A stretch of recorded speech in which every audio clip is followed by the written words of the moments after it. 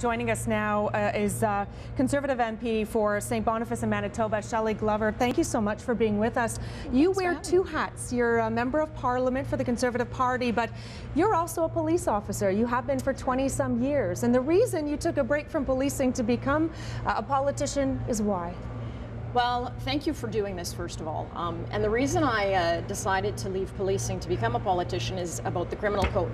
The criminal code does not protect our victims well enough, and I was becoming angry at seeing many of our sexual assault victims falling through the cracks, and thought, well, maybe this is a way to help fix this wonderful book that we have, and here I have this wonderful opportunity. So, but I intend to go back to police work when I'm all done in politics. All right, so then let's tell our viewers, what are the Conservatives doing? We know tough on crime is one of their mandates.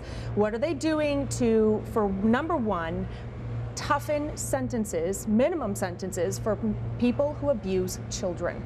Well, first and foremost, we stand up for victims. That is what this is all about. It's about the victim, making sure that the victim has some faith in the justice system, which we've heard time and time again, not only on your program, but out in the community, that they just don't have the faith in the justice system that they need to come forward. And so we've strengthened the criminal code by amending many of the legislations from the past so that we have mandatory minimum sentences for people who offend against children. We've also strengthened the Sex Offender Registry. When I was policing, I could not access the Sex Offender Registry and proactively look for indications that a sex offender was reoffending.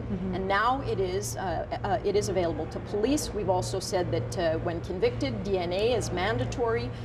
We've removed any pardons or record suspensions for people who've offended against children. I mean, the list goes on and on and on, but we're not done, because we know that there is more to do, and the Victims' Bill of Rights is something we're looking at now, and hopefully we'll get to that very shortly. Do offenders need to be in jail longer? Offenders who offend against children need to go to jail.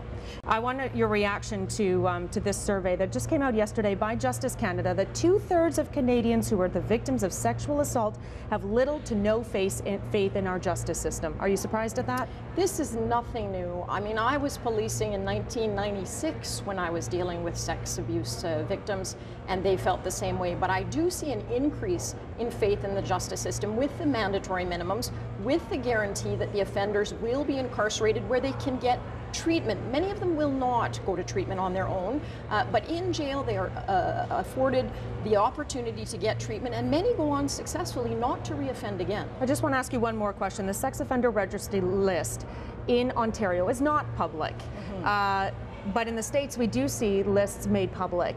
Is that something that should be public, that we should be able to know where offenders are living in our community?